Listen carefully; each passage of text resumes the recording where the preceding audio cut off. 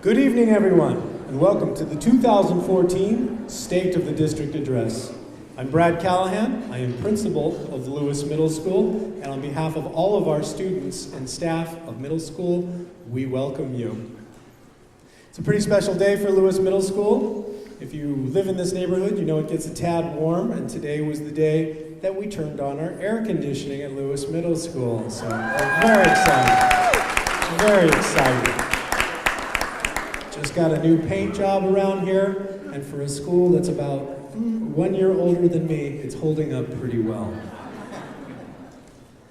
I'd ask you to please stand for the presentation of colors and the Pledge of Allegiance by the Patrick Henry High School Navy JROTC.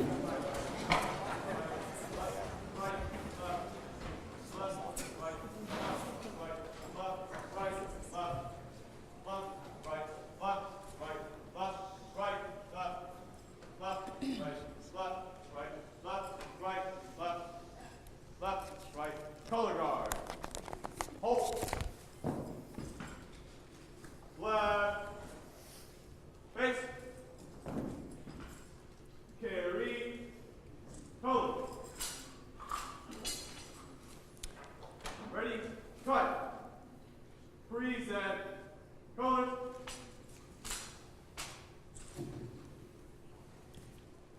I will now ask you to place your right hand over your heart. Ready, begin. I pledge allegiance to the flag of the United States of America and to the republic for which it stands, one nation, under God, indivisible, with liberty and justice for all. And now, to sing our national anthem, please welcome the Patrick Henry High School Bel Canto Ensemble under the direction of Kristen Love.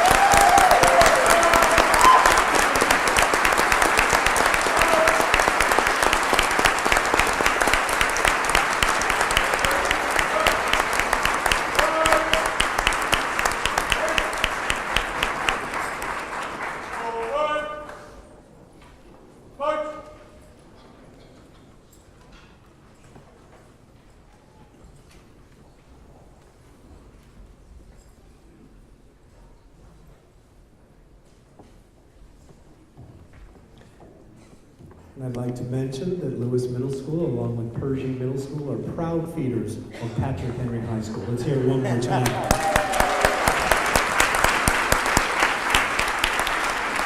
Please be seated.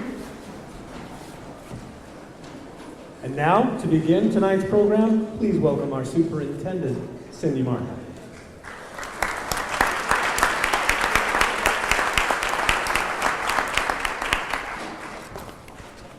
Thank you, everybody. Good evening, and thank you for being here tonight. I want to begin, of course, with appreciation and gratitude. It's always the right place to begin. First, to thank everybody here at Lewis Middle School for hosting tonight's event. I know as a principal that having an event like this and the whole city comes out to your school puts extra pressure and time on your staff. So thank you to Brad Callahan, principal, and the entire Lewis staff. Let's thank them for hosting us tonight.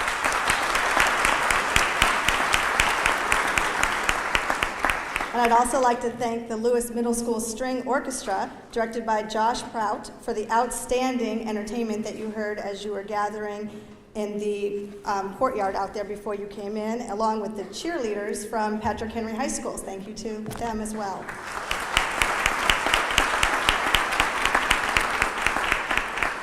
A very special thank you to our very own Food Services Division, the Food Services Catering Department, for catering the food for this evening's reception. Thank you so much, with plenty of hummus, Mr. Beiser. We heard that was his favorite. I don't know.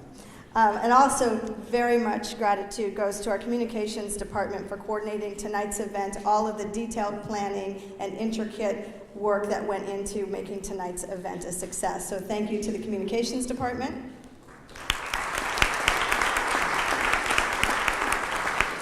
And to AXA advisors for their generous sponsorship of our 2014 State of the District address. Thank you to AXA.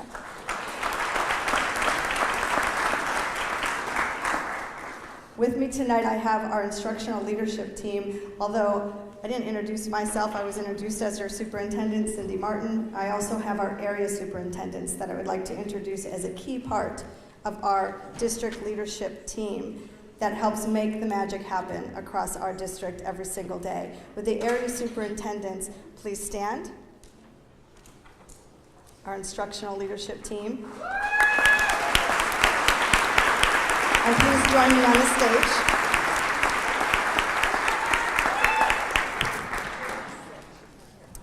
Okay. I'm having 7 join us. We have 6 area superintendents, and Shirley Wilson is ill tonight, so she's not available. But come on up, thank you. Let me introduce you to our area superintendents.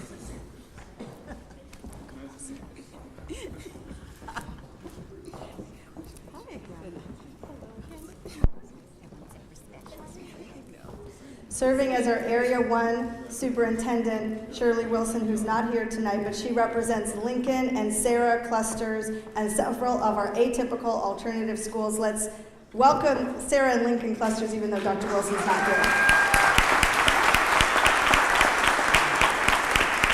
Serving as our Area 2 Superintendent and representing Mira Mesa, Morse, and University City clusters, along with School of Creative and Performing Arts, please welcome Lamont Jackson.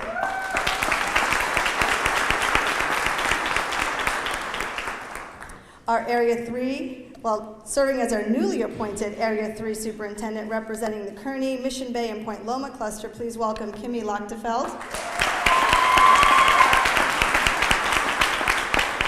And I'd also like to say a special thanks to Dr. Julie Martell for leading Area 3 until her recent appointment as our Executive Director of Facilities Planning and Design. Thank you for your leadership, Julie. Serving as our Area 4 Superintendent, representing Claremont, Henry, and Madison clusters, along with John Muir Longfellow Schools, please welcome Dr. Sophia Freire. Our Area 5 Superintendent, representing La Jolla and San Diego clusters, along with the Language Academy, Mitzi Moreno. And our Area 6 Superintendent, representing Crawford, Hoover, and Scripps Ranch cluster.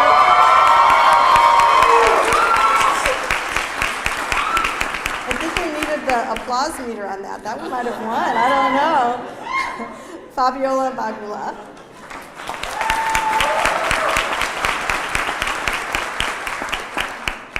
I don't know. I think your cluster won. So next year we'll have the competition. Thank you so much for your vision, for your leadership, for your support of students and our teachers and our staff every single day building America's finest school system. Your leadership is phenomenal, and we appreciate all that you do. Thank you.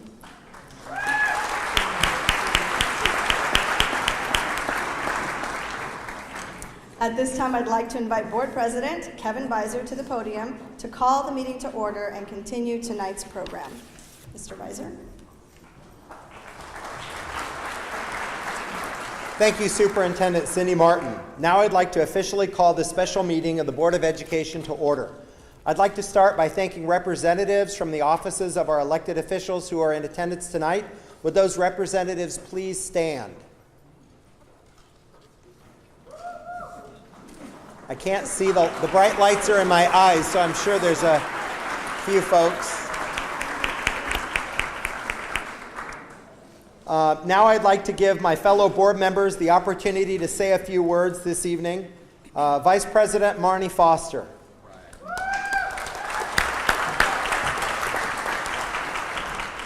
First of all, I'd like to say welcome, and I'm very excited about our State of the District address tonight. And I want to personally congratulate Kevin Beiser, who has served extremely well as president.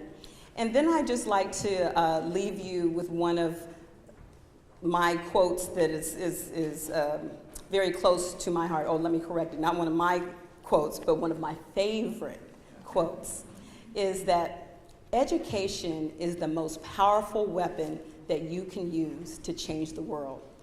But I like to also extend that and say that is the most powerful weapon that you can use to change your home, your school, your classroom, your community, your city, your state, your nation, and of course, the world. So I welcome you, and I just wanted to share that little bit of love with you tonight. Thank you.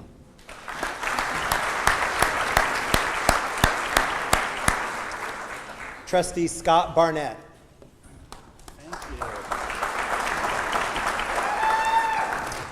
Thank you. Is that my mother? Oh, thank you. You know, at the beginning of the day, I look at my school schedule and say, where am I going today and all that, and I didn't realize I'd get up here, if I had matching socks sitting up on stage. So I always worry about those dress code issues. So fortunately, I think I used that joke last year and it was just as effective. I want to thank all of the teachers, the parents, the principals, the staff who really make the difference at all of our schools. I also want to take the opportunity to recognize Dr. Mike McCrary, who, thank goodness, will be Dr. McCrary, who will be, thank goodness, in 6 days, 12 hours, 14 minutes, and 8 seconds, not that I'm counting, when my term's up, Dr. McCrary will be in, and we've worked very closely, and the district's going to have a great representative with him there. So thank you very much.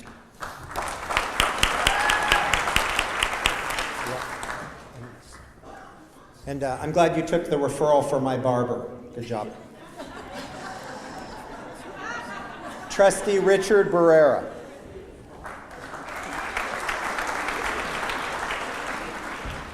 Thank you, President Beiser. I'd just like to say thank you to our entire community, our San Diego Unified community. We've been through so many challenges over the past several years, whether it's the depth of the financial crisis or the major changes that we've seen to public education. But we stand here today as strong as we've ever been as a district. We're confronting our challenges honestly with transparency, but with a real belief that if we focus on what's working and if we stick together as a community, we can take what's working to a greater scale and provide a great education for each one of our students. So I'm proud of where we are today, but I know it's the product of us as an entire community sticking together through the tough times and ready to really make great progress going forward. So congratulations, San Diego Unified Community.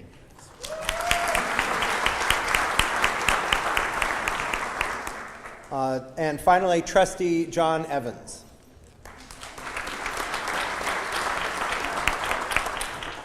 Well, I didn't realize everybody was going to be so brief. So, you're going to hear a lot tonight about the state of the district, where we've been, and what we're going to accomplish. But I'd like you just to remember one thing, if nothing else, that we are committed to quality schools in every neighborhood. Every school, every neighborhood, every classroom, every child. And that is the commitment of this board. That is the commitment of the entire district. And we've gone as far as define what a quality school is. But we can't just decree what a quality school is.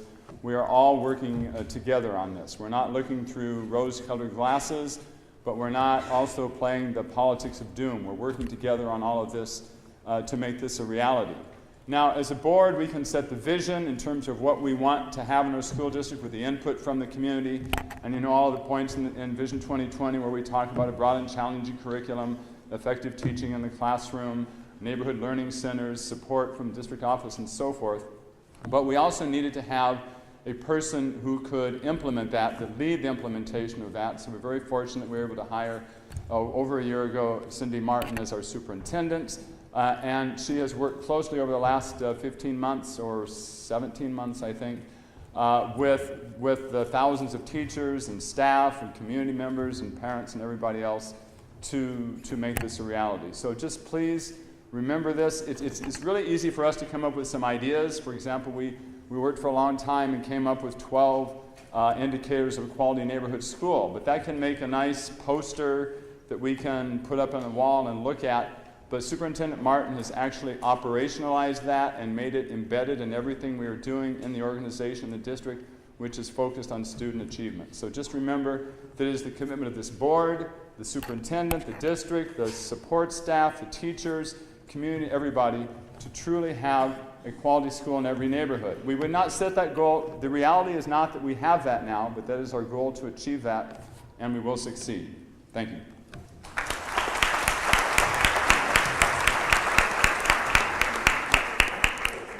Thank you, Trustee Evans, and all of my fellow board members. This has been quite a journey the last 4 years, and I'm really, really proud of everything that we've been able to accomplish so far.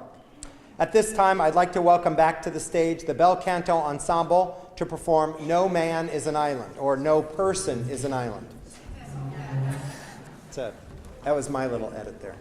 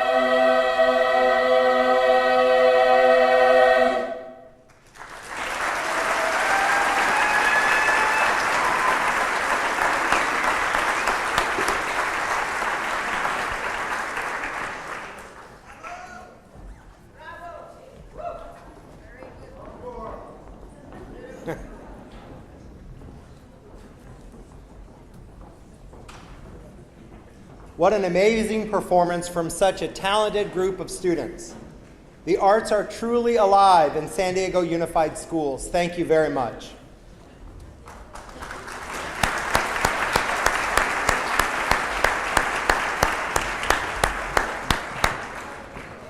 The theme of tonight's address is innovation, equity, and excellence in education.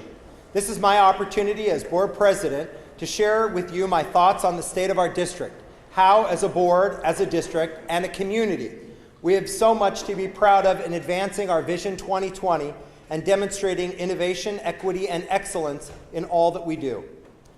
It has required a revolution in what we do, and it has required all of us to work together to make it happen. Students, parents, teachers, principals, support staff, area superintendents, advisory committees, clusters, and our greater community. Every one of you in this room is invested in doing what's best for our students, and you're helping make sure students aren't seen as a test score, but as a whole child. The child who will graduate with the skills, motivation, curiosity, and resilience to succeed in their choice of college and career, in order to lead and participate in the society of tomorrow. Because of you, we have made some amazing accomplishments and that we have to celebrate. Accomplishments that are paving the path of our ongoing work. I'd like to give you some examples. 5 visions. Vision 1 for 2020 focuses on student achievement. We're pushing ourselves to broaden the measures of success by accurately reflecting the skills we want our students to possess and demonstrate. During this past year, we improved the opportunity for all students to prepare for college and career readiness by strengthening our graduation requirements to align with the support of A through G course requirements of the UC and UCS system. This year's 11th graders, the class of 2016, will be the first class to graduate under the more rigorous requirements. We recognize that significant gaps existed among specific student groups in successfully completing A through G coursework, and significant gaps existed in access to these courses by our minority, EL, and other students with disabilities, especially those that are economically disadvantaged. Today, A through G coursework is required of all students, and college prep coursework is accessible to all students regardless of their zip code, income, or ethnicity. Truly, the root of quality schools in all our neighborhoods. We established a high school resource office which is beginning to work with principals around the data that is being pulled from every transcript. This data will ultimately help principals and area superintendents to determine what changes may need to be made to master schedules to make sure academic pathways between schools are properly aligned, and to make sure that the necessary supports and interventions are in place to help all students succeed and graduate. A key part of the focus on equity and access for this rigorous requirement was reviewing data to see what was working in the high school level and expand it district-wide. We're using innovative solutions to affect change. We determined graduation coaches are an effective resource for high school students to facilitate credit recovery and complete all the graduation requirements. We have one at every high school this year. We know the path to student achievement in high school doesn't start in high school. It starts earlier. It starts in the elementary school, and it starts before kindergarten. Data indicate that transitional kindergarten is effective in driving academic achievement and success, so we implemented it district-wide this year. TK is now offered at every elementary school in San Diego Unified. We're using the same data-driven approach to help expand programs for English language learners, and we are aggressively working to improve English learner reclassifications. We're relying upon data to help us improve outcomes for early childhood, TK and kindergarten-age students with disabilities to close the achievement gap by providing access to age-appropriate educational opportunities, as well as increased opportunities for inclusive settings with non-disabled peers. We're also looking at equity, access, and innovation through technology. We're providing students access to the latest technology and helping them become proficient in its use. We're completing our latest I-21 technology rollout, 73,000 devices to 2,300 classrooms across the district, iPads, tablets, laptops, and smart devices from kindergarten through high school. This infusion of technology provides rich opportunities for teachers to enhance classroom learning environments and opportunities through the interconnected and innovative use of mobile computing, audio, visual, and formative assessment technologies across the curriculum. We're very pleased to offer a $1.5 million Title I Learn Through the Arts initiative to schools with high concentrations of poverty, 75% or greater. This pilot project is designated to narrow the achievement gap and improve student achievement through the arts. This initiative, Arts Grant, is modeled after the Turnaround Arts program from President Obama's Committee on the Arts and the Humanities and is being implemented with broad-based support from a number of public and private partners, including the California Arts Education Alliance. The benefit of arts education is inclusive of all students, and we're pleased to advocate Title I goals through educational strategies that include the arts. As part of Vision 2, we're working to reestablish a strong bond between our communities and their neighborhood schools. This past summer, more than 270 maintenance projects were completed with the goal of making sure our schools are seen as safe and attractive neighborhood learning centers by the community. A $5.3 million investment to make sure our facilities are worthy of our children. We know the physical environment is essential in supporting the work of our teachers and the academic achievement of our students.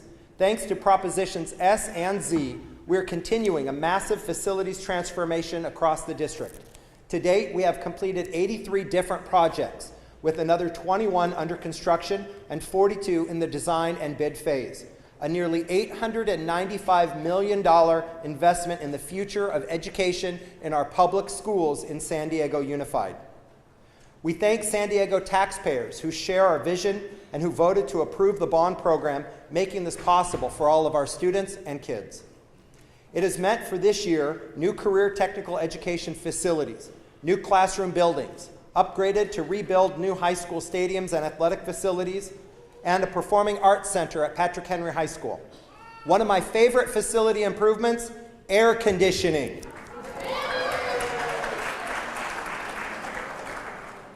As a board, we've worked together. One of our ongoing areas of focus is the safety and security of our students and staff, and the protection of school property.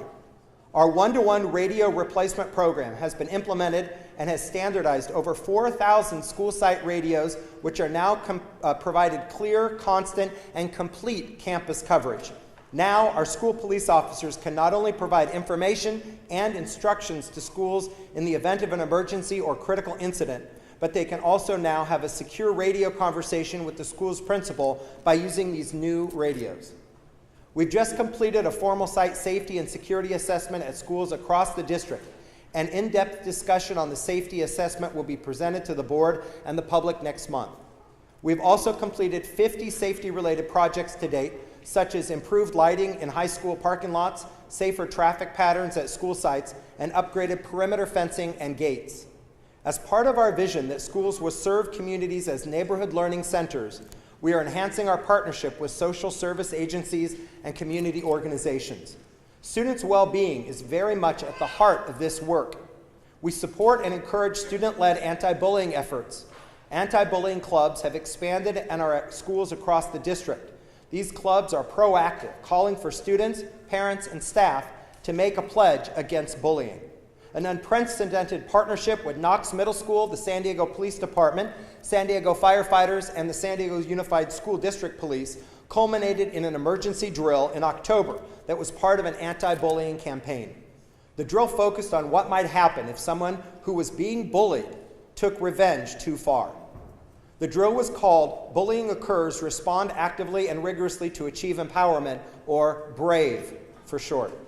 Students walked away from this powerful experience with a clear understanding of the tragic consequences that could occur as a result of bullying at their school. Our anti-bullying focus has also led to expand our work related to restorative justice and to become a leader in utilizing positive behavioral intervention and support, or PBIS, as a restorative district. I want to personally thank Vice President Marnie Foster for her strong work and advocacy in restorative justice practices and the new transformation we have in our school district. Thank you, Vice President Foster.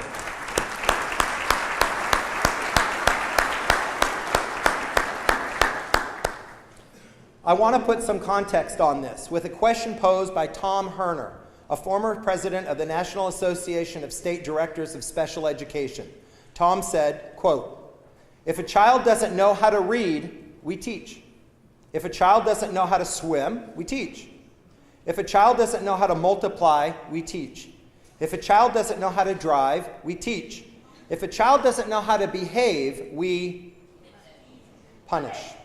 Why can't we finish that last sentence as automatically as we do the others? In our work to build a culture of restorative practice, we're focusing on teaching students the skills they need to have a strong sense of community and behave appropriately. The 3 restorative strategies we've established and will continue to build on include restorative conferences, family group conferences, and restorative circles.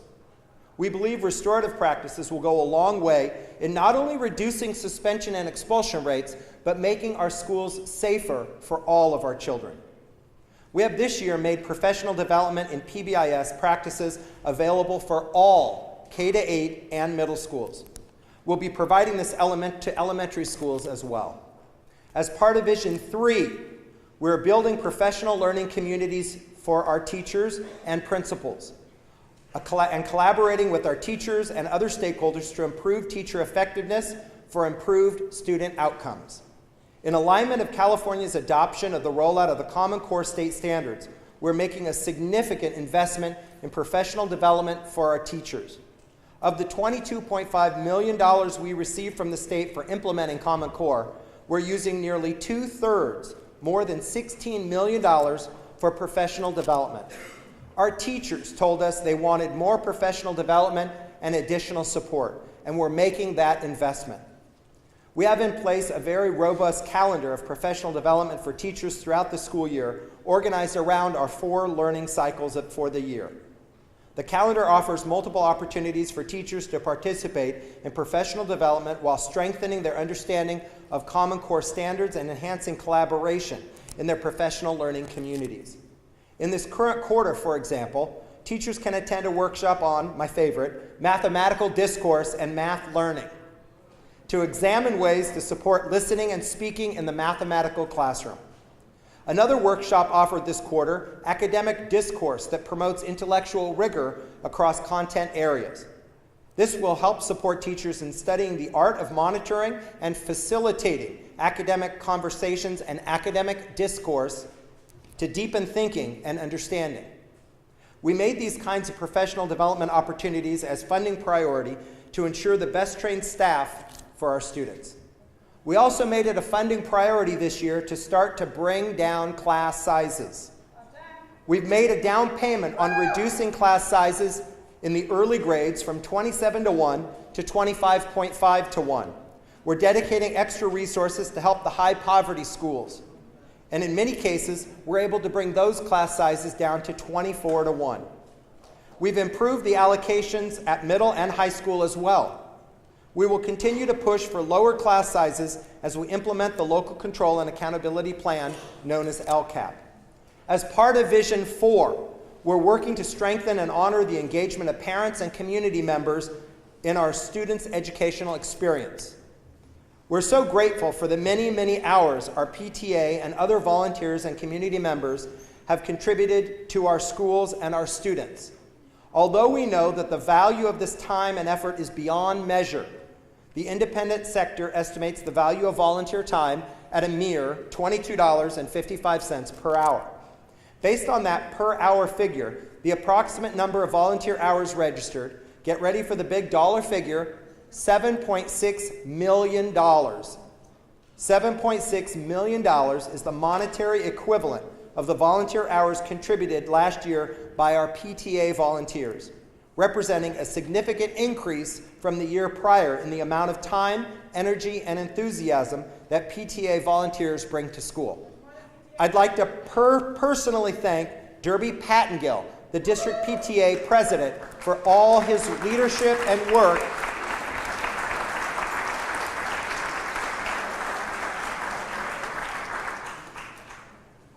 This is more than half of the amount we typically receive from the California Lottery every year. Can you imagine how much that dollar amount would be if we calculated all volunteer work in our schools? We're also grateful for the time and talented contributed by parents and other stakeholders participating on a school site governance councils and helping to expand school organizations. I'd like to also personally thank the chair of our district advisory committee, Amy Redding, for all of her hard work over the last many years, helping to inform the board on actions that we do to ensure that we're providing quality schools in every neighborhood. The work of the cluster councils, wonderful organizations made up of parents, staff, administrators, and interested community members, is helping to drive changes that are improving the overall education in the clusters. The Madison cluster, for example, has been meeting regularly for years to discuss how to improve neighborhood schools, increase enrollment of neighborhood students, and work collectively to promote the best interests of all of our students. During the course of this work, the cluster identified an articulation gap at the middle school level.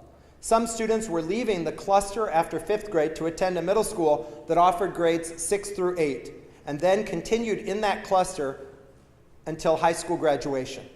In order to address this middle school gap and ensure there's opportunity for continuity in our excellent K-12 programs, the neighborhood students, the cluster, drove some excellent changes approved by the board, which will be implemented in the fall of 2015.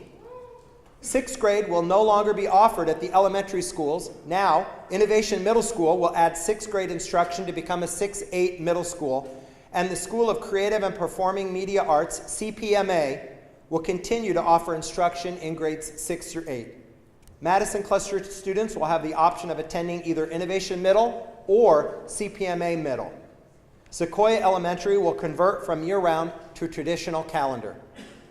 It is this kind of innovative thinking that prioritizes what's best for our students, that also helps us do what's best for our neighborhood schools.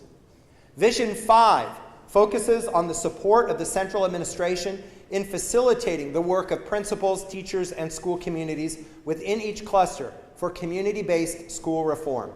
It includes effective long-range fiscal planning that is resulting in the ability of the district and the schools to make multi-year financial and academic plans with confidence. And a member of the school board that has fought for years for long-term planning and to help identify adequate minimum funding is Trustee John Lee Evans, folks. Thank you very much, Trustee Evans, for your work.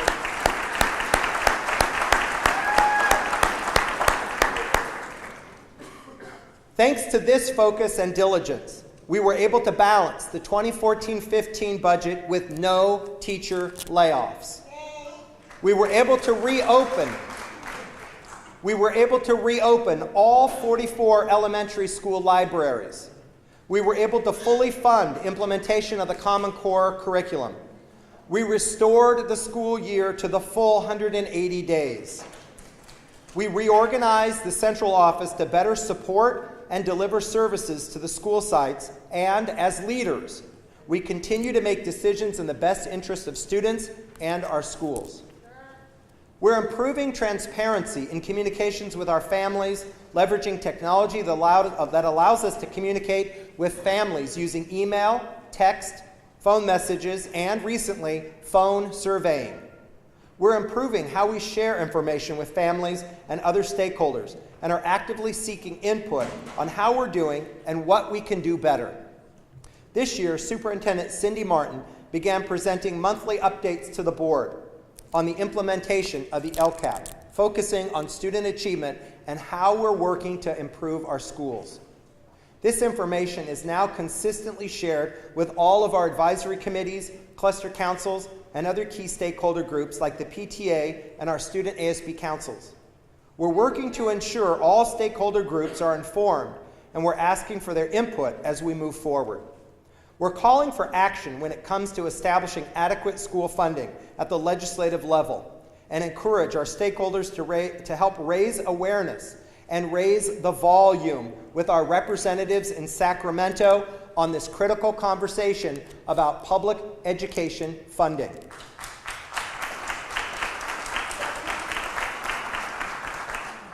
According to Education Weekly, California ranks 50th in adjusted peer spending. You heard it right, 50th in per pupil spending out of 50 states. That's the lowest in the United States of America. We know that Proposition 30 prevented further cuts. We know that the Local Control Funding Formula, or LCFF, is addressing funding equity within existing resources. But neither Proposition 30 or LCFF addresses the fundamental problem of funding for public education in the state of California. Under the LCFF, we are to be fully funded in 2020. What many do not understand is that this anticipated funding level off into the distant future is the equivalent of our funding levels in 2007 and 2008. Where is the equity in that? How is that possibly adequate to the needs of our current situation? San Diego Unified is taking a leadership role on defining funding adequacy for the California legislature. We're reviewing all of the items in the LCAP, which is aligned with San Diego Unified's long-term Vision 2020, to compare what we are currently able to fund versus what we need to reach our LCAP goals. In our definition for adequacy of funding, we will be including only those priorities that the professional educators, parents, and community within the district feel are essential. We're calling on the legislature to accelerate our LCFF funding targets next year and asking for no new categorical funding. We want to decide the spending priorities with you, our stakeholders, and be held accountable for the results in our LCAP. We will encourage all of our fellow districts statewide to join in this challenge that would match funding with clear accountability for what we will provide with that money. Before I turn the program back over to Superintendent Cindy Martin, I'd like to express the board's deepest appreciation for the work and the hard work of all of our employees. These are the truly dedicated people who have committed their lives to serving our children. If you're a teacher, a classified, a school police officer, a staff member, please stand up.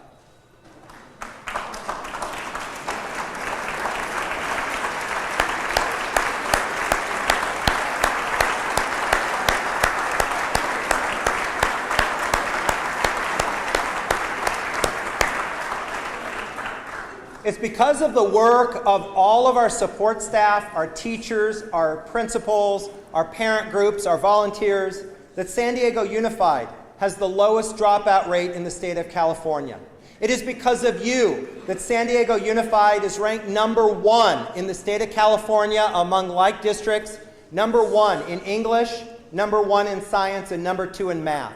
Thank you very much for the work you do.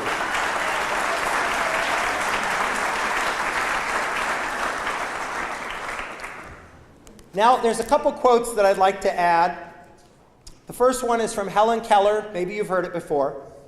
Alone, we can do so little. Together, we can do so much.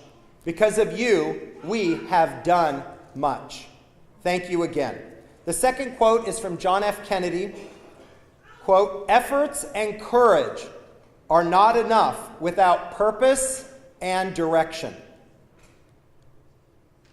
Thank you very much for being our partners in purpose and direction to improve outcomes for all of our students and to pursue innovation, equity, and excellence in all that we do. Now I'd like to invite Superintendent Cindy Martin to the stage for closing remarks.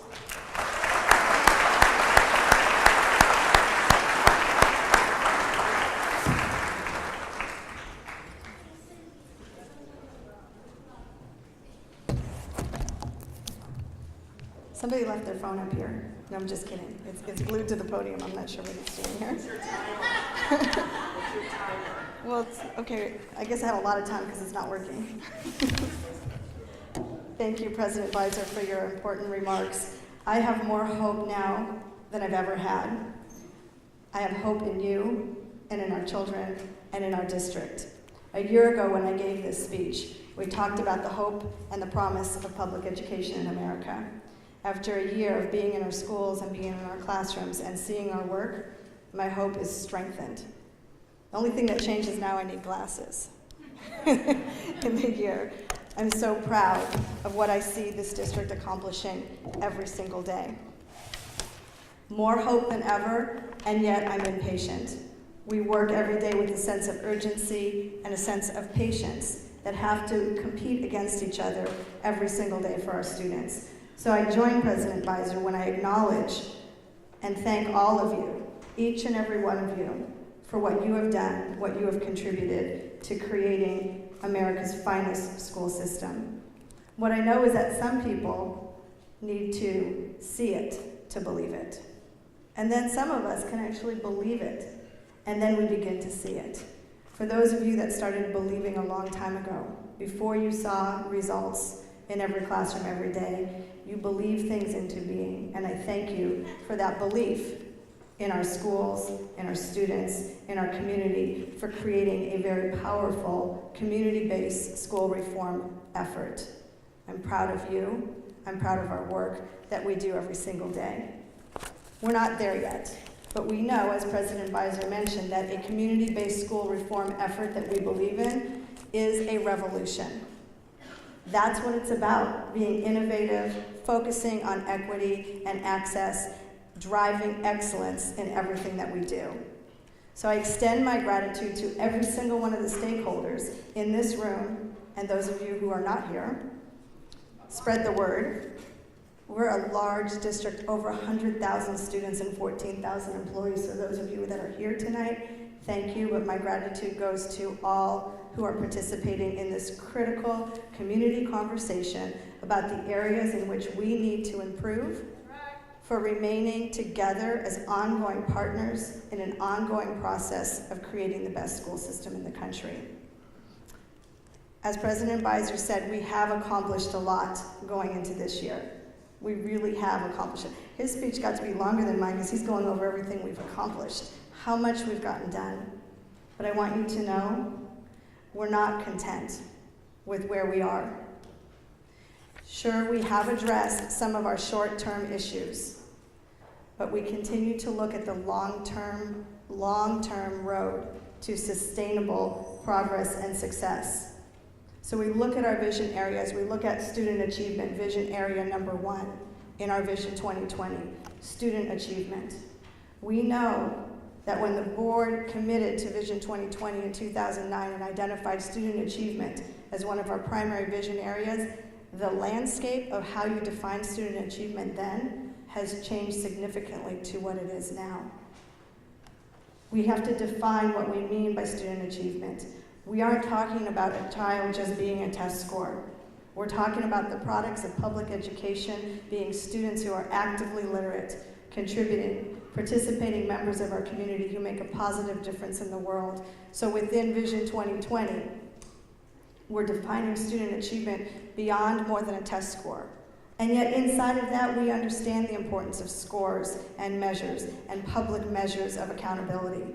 We know that when we look at scores and we look at numbers, that we do need to strengthen the outcomes for our Latino and our African American students and for our long-term English language learners.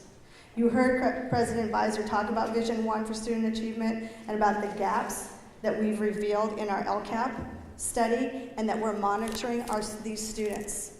After we carefully reviewed the future class of 2016, our current juniors, we see data that are encouraging, and we see data that are prompting a huge sense of urgency to do things differently.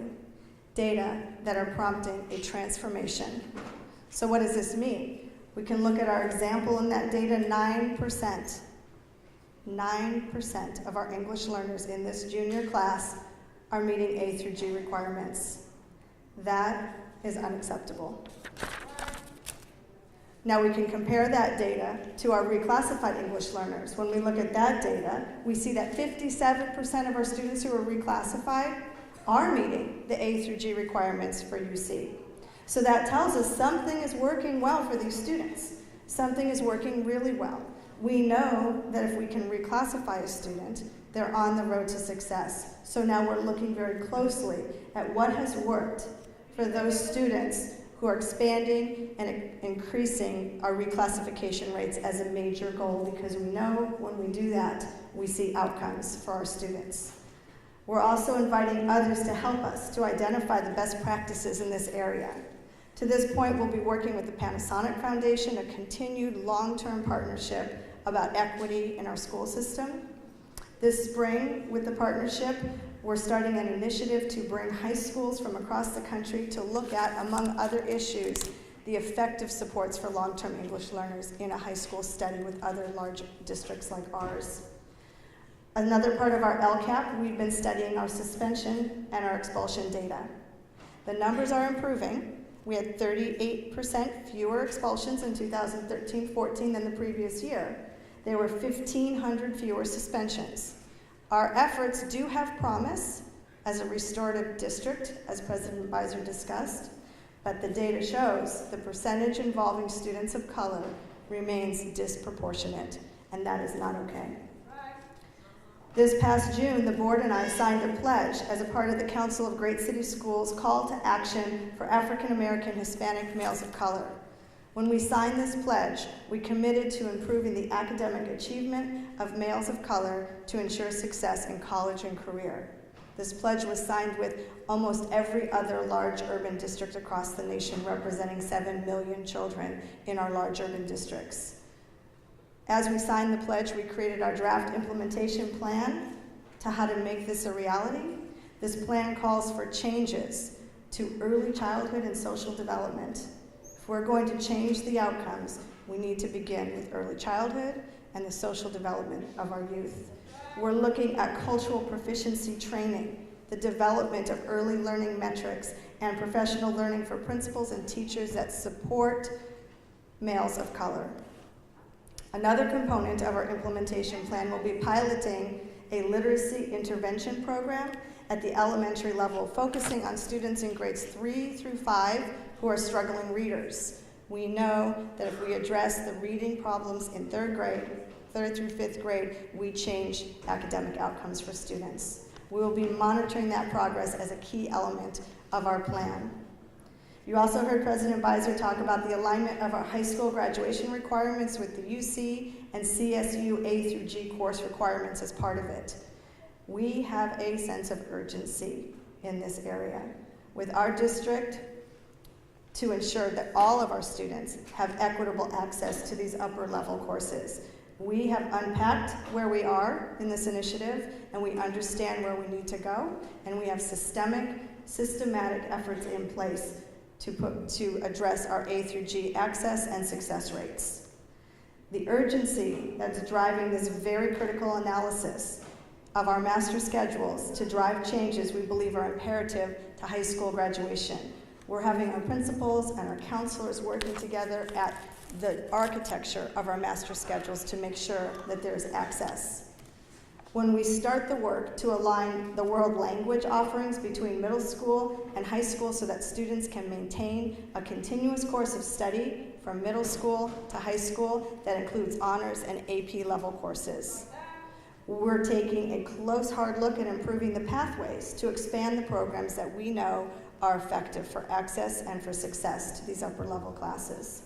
We're also taking a close, hard look at improving the pathways and expanding the other effective programs. An example would be we believe that students who struggle with speech difficulties may benefit from taking American Sign Language, or ASL, as their world language course. So we're working on expanding ASL course offerings across our district.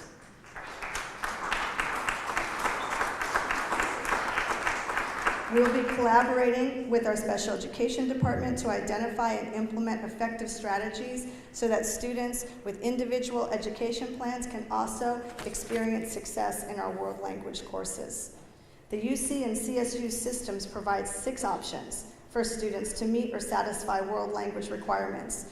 We, as a district, are working to increase this awareness and provide enhanced access to the various options that are acceptable by UC and CSU. One of the options that we are exploring is the Language Other Than English Assessment, or the LOTE as we call it. It's a district-developed assessment that currently provides students with an opportunity to to demonstrate proficiency in Spanish, Arabic, Cambodian, Somali, Swahili, and Vietnamese.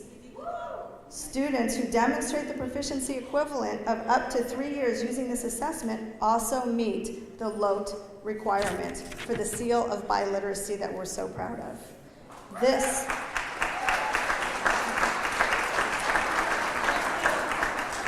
This innovation, allowing our students to show us the gift of their language and use it in our requirements, is an example of what we mean by being an innovative district that strives to achieve equity and excellence in all we do. More on English learners. A moment ago, I mentioned our work expanding programs for English learners and their reclassification rates. We are working on a comprehensive, district-wide approach to supporting our English learners.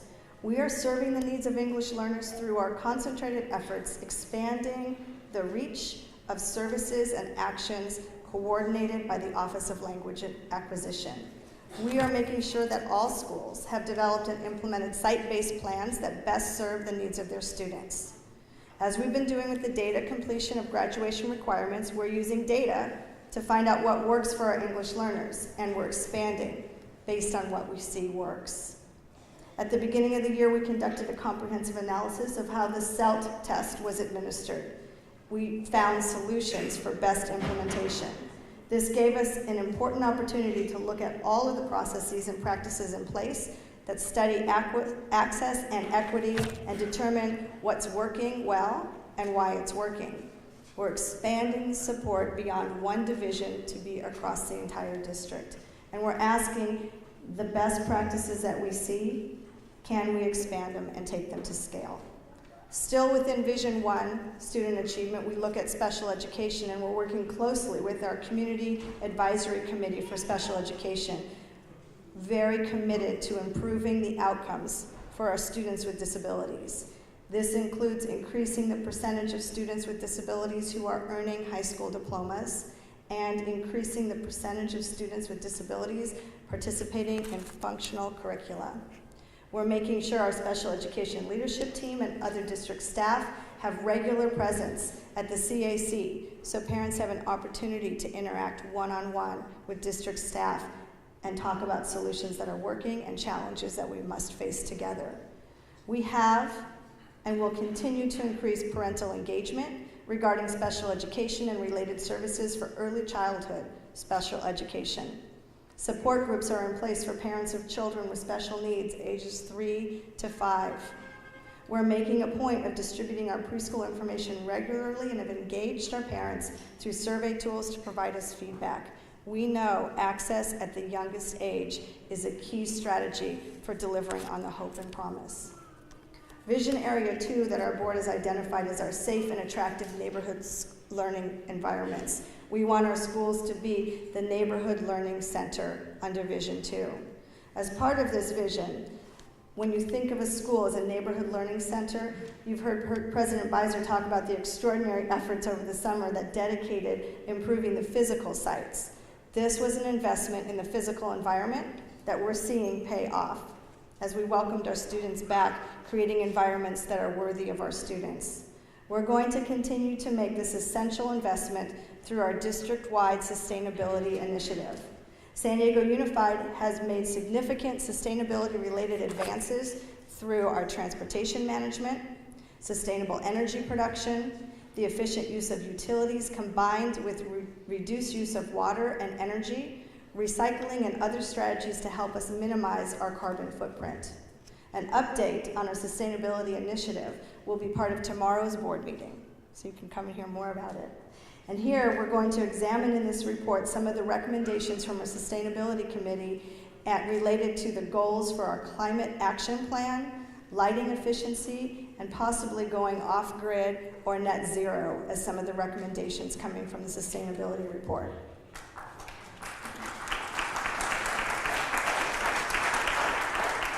President Beiser talked about the importance of the value of partnership with local businesses and social service agencies.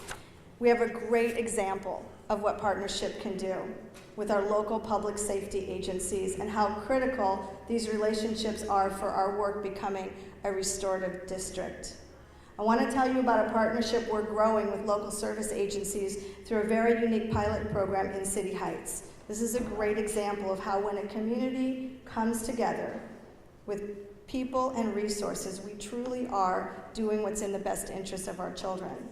This pilot is the epitome of what we talk about when we say collective impact, a large-scale social change that requires broad, cross-sector coordination and not isolated inventions by individual organizations. This collective impact approach is based on data. We use data to drive and monitor the actions and services that we'll be implementing to how to best affect positive change in this pilot program. This program opens up a new conversation for us on the use of data. What data will we be tracking? What should we measure? When will we measure it? And how often? It's no longer the single test score at the end of a year that tells us if we're being successful. Through this collective impact approach, we're looking at all of the indicators that impact the outcomes and achievement levels of our students. We use the data in this program as a flashlight to point the way to where we need to put more support and the community's effort to provide that support. Data is always for us a flashlight and not a hammer.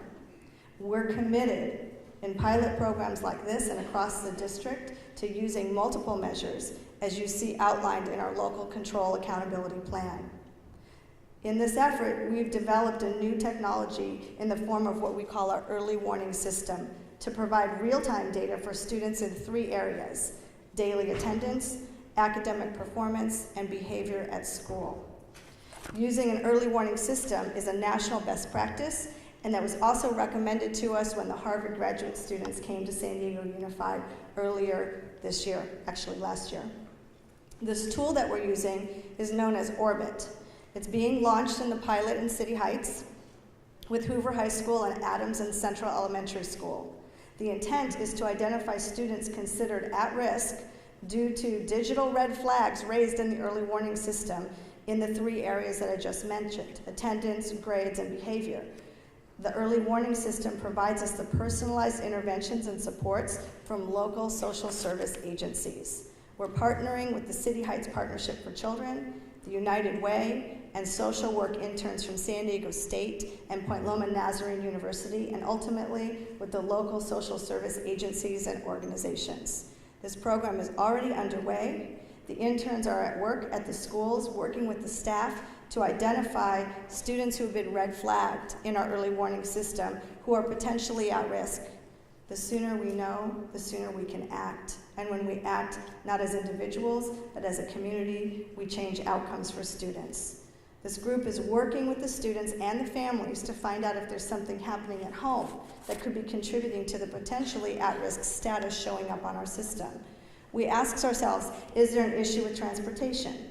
If there's an attendance problem, is there an issue with food or housing?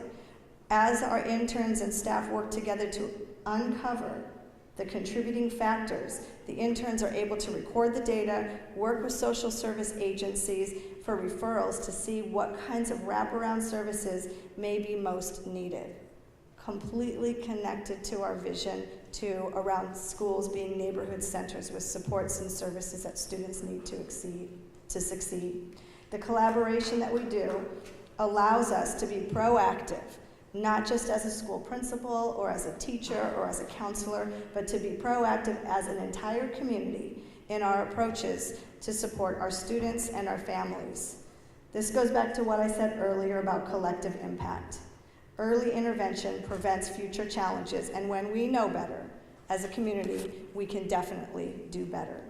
We're expanding the innovative partnerships that help us better meet students' needs, and we're looking at the workforce demands of a number of the growing industry sectors represented in our schools, from business to finance to health science and medical technology, to information and community technologies. We live in America's finest city. We need to commit to creating America's finest workforce in the industry sectors that we know matter in our city. In order to make this all happen, student achievement and schools as neighborhood centers, Vision Area 3, professional development, is at the heart of what we do. Without professional development for all stakeholders, we stay stagnant. President Beiser mentioned the importance of professional development in improving the teacher effectiveness for improved student achievement. I couldn't agree more. We know that it is essential. One of our 12 indicators for quality neighborhood schools, if you remember our 12 indicators on the back of our Vision 2020 brochure, is professional learning for all staff, not just for our teachers, but all staff learning. In addition to the rich professional development offered to our instructional team, our teachers, our principals, we have made it a priority to extend a focused professional development effort for all of our administrative support professionals so that they could reflect on the services they perform and help lead the work to create a warm and welcoming, helpful school climate. We're interested in creating a powerful approach to evaluation tools that focus on growth and development of all of our employees. We believe a district-wide model of evaluation combined with professional development is one that is meaningful and relevant to all of our employees. I'm excited about where we're going next with the building of a highly effective evaluation system and professional development system. When we talk about our staff, I'm also excited about building the highly effective, diverse teacher workforce. The board, the district, and our partner SDEA share a goal of developing comprehensive strategies for recruiting, retaining, and supporting district students to enter the teaching profession in our teacher pipeline approach. I'm excited that the early outreach programs that we've put in place to expose students to the teaching profession is in place at several of our high schools already. Watching high school students say, I want to become a teacher, we can recruit them early and grow our own. These students are benefiting from the scholarships that they receive that are available through the San Diego Education Fund. We're strengthening our beginning teacher support program to continue to support our future teachers as they follow the journey to the classroom. And we share a goal of increasing district teacher diversity to reflect our student population. While the percent of teachers of color is higher now than it was 6 and 7 years ago, it's not that much higher. And the mismatch between student and teacher diversity remains an issue for us to solve as a community. We now have identified a number of strategies to improve how we hire, recruit, develop, and retain a more diverse teacher workforce. We will be expanding the size, stability, and diversity and quality of our teacher applicant pool by casting a wider net for recruitment, venues, and outreach mechanisms. We're going to make sure that we get the best candidates and that they're identified and offered positions in a timely fashion and through more streamlined, targeted hiring practices as one of the results of our pipeline strategy group. We'll better support teachers new to the district and new to the profession. More on this in a moment. We'll be forming the advisory board with representation from SDEA, community partners, and key departments within the district to oversee the continued development of our teacher pipeline strategy. When I mention better support for teachers new to the district or profession, we'll support this with our overall cultural proficiency goals. We are launching a district-wide collaboration with the National Equity Project as part of our work toward finalizing and implementing the cultural proficiency standards developed through our Latino Advisory Committee and vetted through our Safe Schools Task Force, our Superintendent's Focus Group, our AAAE group. We are addressing our cultural proficiency standards and supporting through the National Equity Project that we'll be launching this year.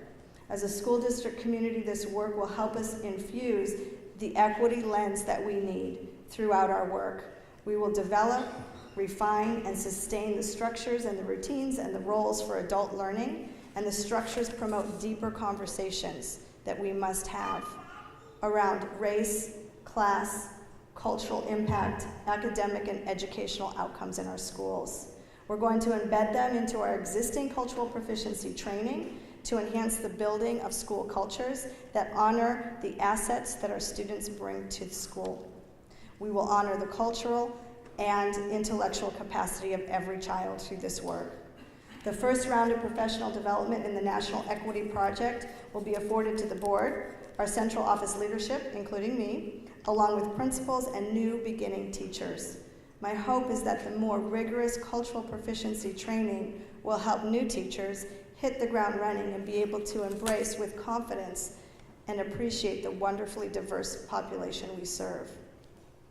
In vision area number 4, around technology, President Beiser mentioned how innovative technology as we continue to roll out part of our I-21 program. I'm thankful to the I-21 Now Committee, the ad hoc committee that helped design the high-level framework, vision, opportunities, and recommendations to support Vision 2020 and our long-term plan for today's learning to have students be ready as global citizens. This work, which involved more than 1,000 hours contributed by dedicated staff and committee members, developed technical recommendations in 6 areas: curriculum and professional development, facilities, digital tools and policy, infrastructure, finance, and broadband. We'll be seeing the results and the recommendations for implementing the I-21 Now Committee's recommendations in a future board meeting. These digital tools aren't exclusive to our schools. We have to have real-time data and student performance available to our parents and our guardians. I'm happy that we are now able to promote the new tool within PowerSchool, Student Information System, that can email student progress information to parents, meaning they don't have to log into anything to know how their child is doing.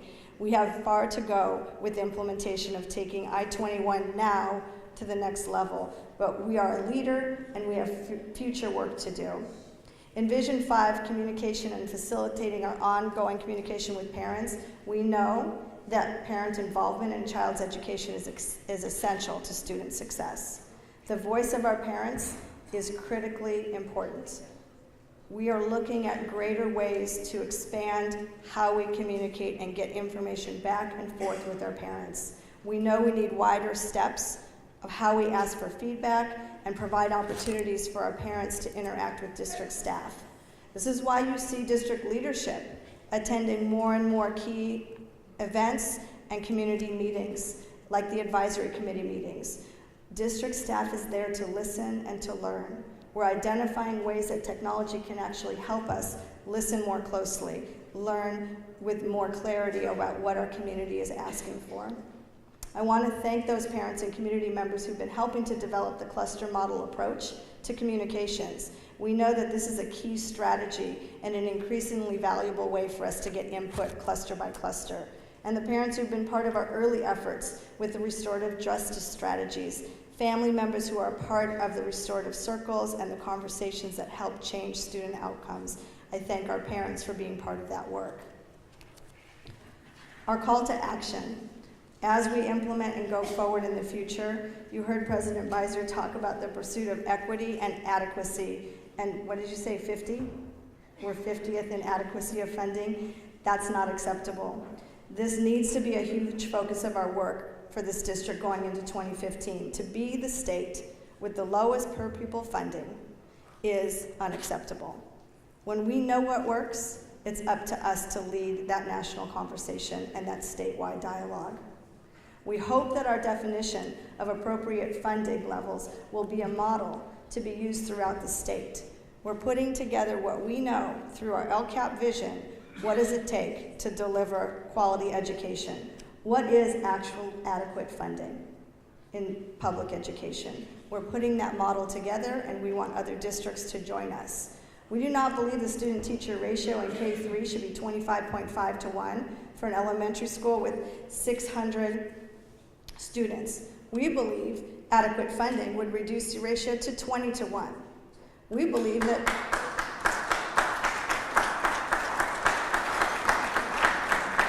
and we believe, and I have personal experience, that in high poverty schools, high need schools, what happens when it's 16 to 1? We've seen the results. What does it actually take to deliver on the hope and promise of public education in our nation? We are telling that story of what it takes. We will be telling California legislators that adequate funding for that elementary school would provide for a robust, properly staffed enrichment program that includes sciences, PE, and the arts. We will be telling, as we define adequacy, we will be telling California legislators that adequate funding for our elementary school would provide for fully funded positions for literacy and math specialists, as an example. for a parent education specialist in our schools, and for more teachers in the arts, sciences, and physical educations in high-needs schools. We are creating the frame of what it takes to deliver, and we are communicating that across the state. As we advance the conversation of what is adequate with the legislature, we'll be calling on all of the stakeholders to join this call to action. To get California off the bottom of the list, we need to use our voice and our vision to do what's best for our students. As we close this evening, I want to thank you again for working so closely with me and with our board to have the best interest of our students in mind. We know that as we do our work, we have to have multiple perspectives and lenses to what we're studying. As I started my work, I said that the work we do, we'll do together. It will not be top down, and it can't just be bottom up. We will use the appreciative lens to pay attention to what's working, and we will do our work in a way that's sustainable, that's scalable, that's replicable, that's systemic and systematic. And of course, it has to be affordable in a time when adequacy of funding is a major challenge. We're going to continue to replicate the excellent ideas that we know work. I work with our Safe Schools Committee, our Latino Advisory Committee, our AAAE, our Superintendent's Focus Group that's attending to bullying issues on our campuses. We work together as a community to define what we mean and what our priorities are when it comes to equity and excellence, and we have to do this in the context of what's affordable. I'm interested in a national dialogue. Besides the state dialogue on adequacy, there needs to be a national dialogue on what has happened with No Child Left Behind. You heard me last year talk about what if the law had been No Child Left Unkind. We don't know yet how to measure a child's ability to be resilient and peaceful and thoughtful and have critical thinking at the center of every decision. We can't measure that on a standardized test.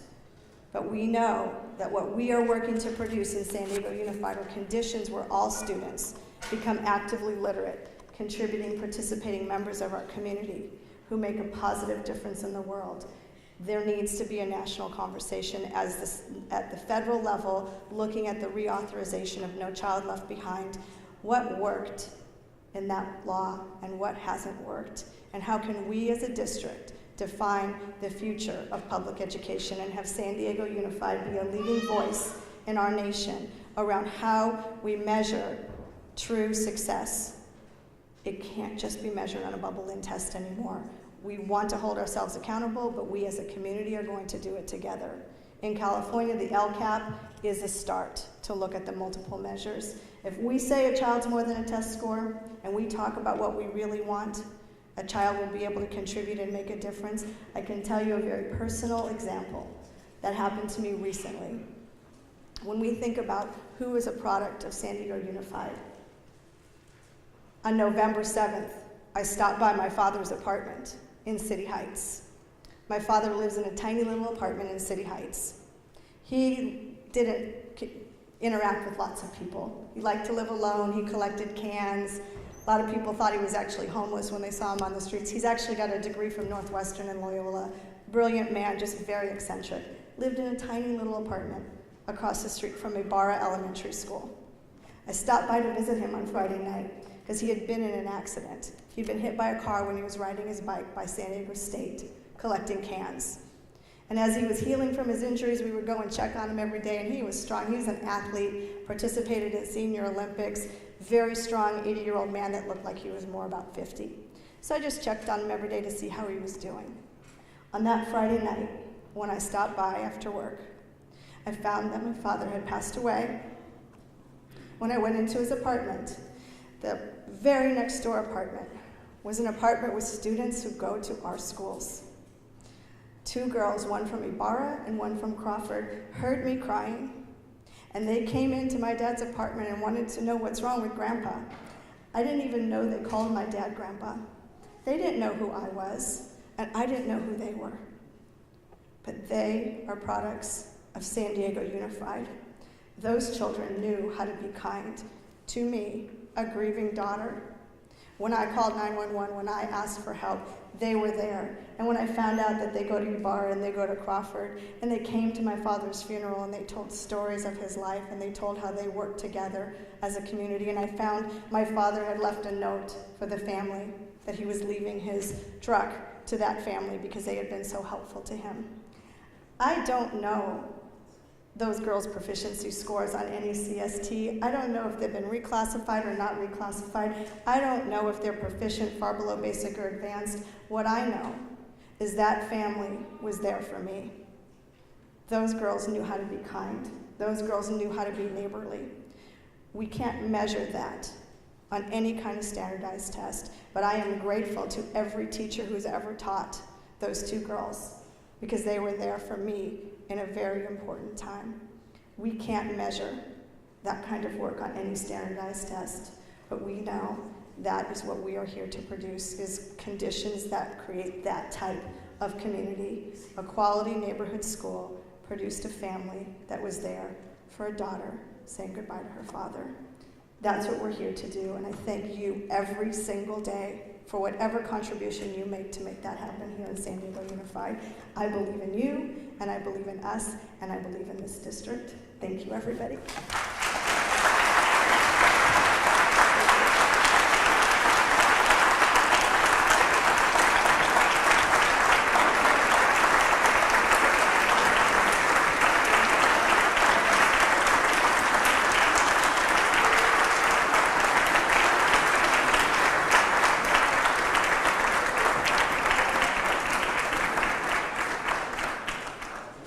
Thank you. When you stand for me, you're standing for public education and for children.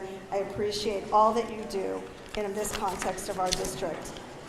Thank you for dreaming big with us, and I want to say thank you to Lewis Middle School again for hosting tonight's event, to the orchestra, to the Navy, Henry High cheerleaders, Navy, JROTC, District Food Services, and huge thank you to Ursula and the entire communications team. Thank you, everybody.